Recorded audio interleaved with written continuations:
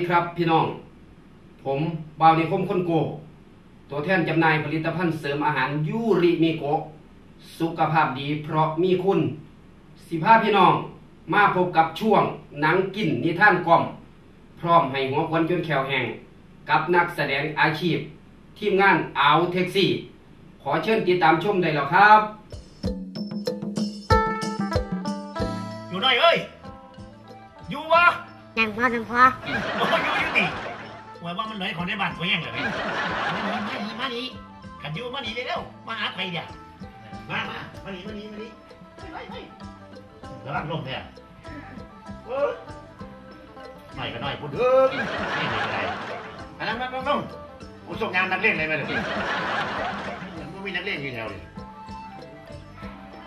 อันหน่อยให้ไปถามเจ้าเลยหน่อยเจ้ามาบวชทั้งไข่เนี่ยมันก็หลายปีเลยอันเดียวนี้อายุเท่าไหร่ฮะ32ป่ะที่โทษมันพ่อบวชผ้าตัวนี้พ่อจะยัดผ้า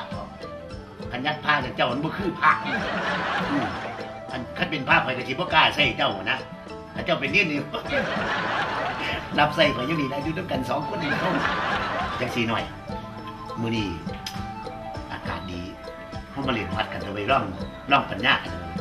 เจ้าเรียนเป็นบ่ฮะเป็นที่นี่เนี่ย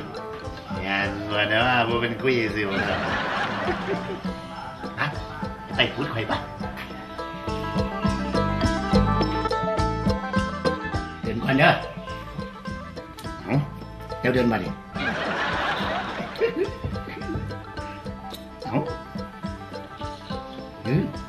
มาหันบอกมาดีนี่ฮะไปมาดีกันเด้อมาเดินเจ้ามาหันทีดี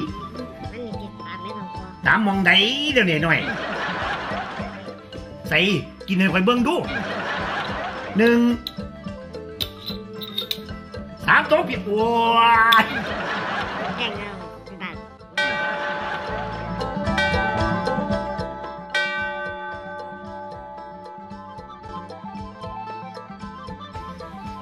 มาหน่อยมาแกงมาตัวแดงมื่นตาจะมาขึ้นหน่อยมาเนี่ยมาต้องนี่ได้แต่เจ้าจะล่มเลยย่อมบน